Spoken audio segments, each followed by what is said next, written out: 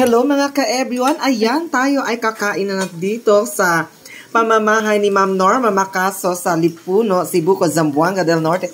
At ayan guys, nandito sa inyong harapan ang ating humba na pork. Super delicious guys, kulay pa lang at amoy pa lang. Napakasarap na nito. Next, ang ating ulam ay ang dinuguan. Siyempre, ito ang all-time favorite natin. Pag sinabi nga dinuguan ay bonggang-bongga talaga ng lasa. And ito ang unusual sa akin. At alam niyo ba guys kung ano ito? Ito yung calderetang goat, kambing. Okay, so ayan guys, napakasarap nito.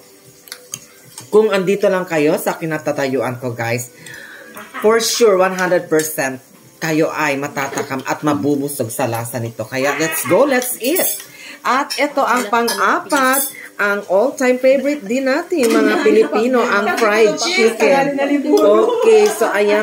At hindi rin mawawala sa hapag ang Coca-Cola.